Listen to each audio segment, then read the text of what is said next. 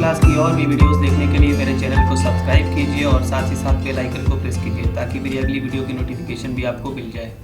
Hello and welcome to the accounting class. आज हम लोग होल्डिंग कंपनी और सब्सिडरी कंपनी के बारे में पढ़ेंगे। देखेंगे कि ये दोनों कंपनी क्या होती है कंपनीज एक्ट 2013 के अकॉर्डिंग। When a company controls the management of another company, the former is called holding company and the latter is called subsidiary company. इसका मतलब ये है कि जब एक कंपनी किसी दूसरी कंपनी के मैनेजमेंट को कंट्रोल करती है तो जो कंट्रोल करने वाली कंपनी है उसे होल्डिंग कंपनी कहते हैं और जिस कंपनी पर कंट्रोल किया जाता है उसे सब्सिडियरी कंपनी कहते हैं।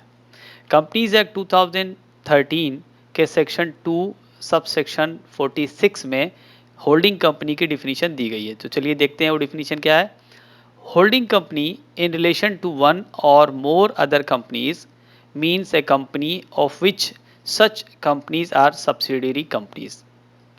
इस डिफिनीशन में कई बार कंपनी आ रहा है तो कंफ्यूज होने की ज़रूरत नहीं है, मैं आपको इजी लैंग्वेज में बता देता हूँ। जब हम होल्डिंग कंपनी यानी जब हम कंपनीज के रिलेशनशिप की बात करते हैं तो कोई ऐसी कंपनी जो जिसकी की दूसरी सब्सिडरी कंपनीज होती है उसे होल्डिंग कंपनी कहते हैं। इसका मतलब ये है कि होल्डिंग कंपनी वो कंपनी है जिसकी कोई सब्सिडरी कंपनी होगी। एक भी हो सकती है सब्सिडरी कंपनी, ज़्यादा भी हो सकती है। तो इसका मतलब बिना सब्सिडरी कंपनी के कोई होल्डिंग कंपनी हो ही नहीं सकती है। तो होल्डिंग कंपनी बने रहने के लिए सब्सिडरी होना चाहिए।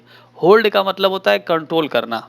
Subsidiary company in relation to any other company, that is to say holding company, means a company in which the holding company, subsidiary company को अगर हम दूसरी कंपनी के रिलेशन के तौर पर देखें तो वो कंपनी होती है जिसके ऊपर होल्डिंग कंपनी का कंट्रोल होता है। किन चीज़ों पे कंट्रोल होता है? दो पॉइंट है इसमें। पहला, controls the composition of the board of directors. Board of directors के कंपोजिशन पर कंट्रोल होता है। यानी बोर्ड ऑफ डायरेक्टर्स आपको पता है कि कंपनी में वो होते हैं जो कंपनी के डिसीजन लेते हैं, कंपनी की पॉलिसी बनाते हैं, यानी कंपनी का ब्रेन होते हैं। तो कंपनी के बोर्ड ऑफ डायरेक्टर्स पर ही अगर कोई कंपनी कब्जा कर ले यानी उस पर कंट्रोल कर ले तो जिसके ऊपर कंट्रोल किया जाएगा वो कंपनी सब्सिडरी हो जाएगी। दूसरी बात कही गई है, यहाँ लिखिए और लिखा हुआ है कि यानी पहला पॉइंट या दूसरा पॉइंट, इन दोनों में से कोई भी एक कंडीशन होगी पूरी तो वो कंपनी सब्सिडरी हो जाएगी। दूसरी पॉइंट कही गई है कि एक्सरसाइजेज और controls more than half of the total voting power at its own or together with one or more of its subsidiary company। Language पढ़ने से थोड़ी सी डिफिकल्ट लग रही होगी लेकिन मैं इजी में बता देता हूँ आपको कि देखिए दूसरी बात जो कही गई है कि सब्सिडरी कंपनी वो कंपनी है जिसके ऊपर होल्डिंग कंपनी कंट्रोल करती है। क्या चीज़ कंट्रोल करती है? More than half of the total voting power. उस सब्सिडरी कंपनी के आधे से ज़्यादा वोटिंग पावर पर कंट्रोल करती है। आपको यहाँ मैं बता दूँ कि वोटिंग पावर जो होता है वो इक्विटी शेयर होल्डर्स के पास होता है, प्रेफरेंस शेयर होल्डर्स के पास नहीं होता है। तो इसका मतलब ये हुआ कि करीब आधे से ज़्यादा 50% से ज़्यादा इक्विटी शेयर्स पर कंट्रोल होल्डिंग कंपनी का हो जाता है। यहाँ पर वोटिंग पावर करके दिया हुआ है। ये कुछ चेंज हो गया है कंपनीज एक्ट में। पहले के एक्ट में ऐसी डिफिनीशन नहीं थी। पहले के एक्ट में जो पुराना एक्ट होता था उसमें डिफिनीशन होती थी 50% से ज़्यादा शेयर होल्डर होते हैं। तो यहाँ पर अब बदल दिया गया है, इसमें कहा गया है कि more than half of the total voting power word इस्तेमाल किया गया है।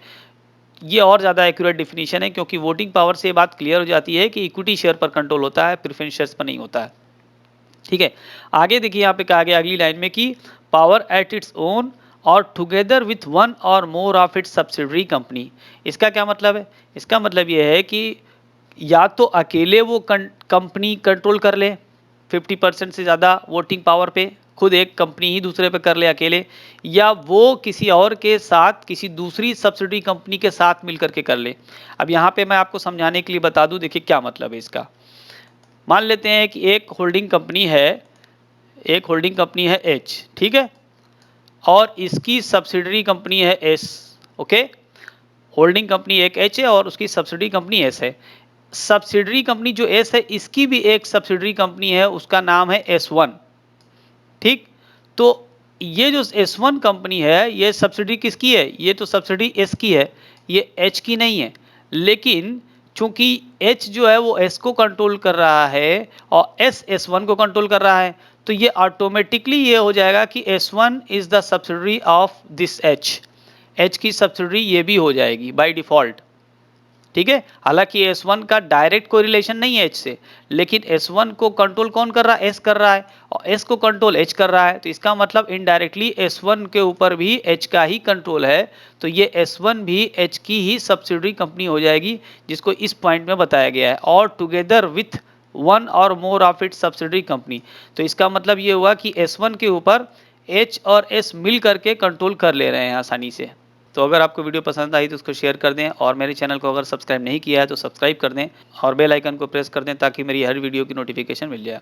इस वीडियो में इतना ही, अगली वीडियो मिलते हैं आपके साथ, तब तक के लिए goodbye, thanks for watching.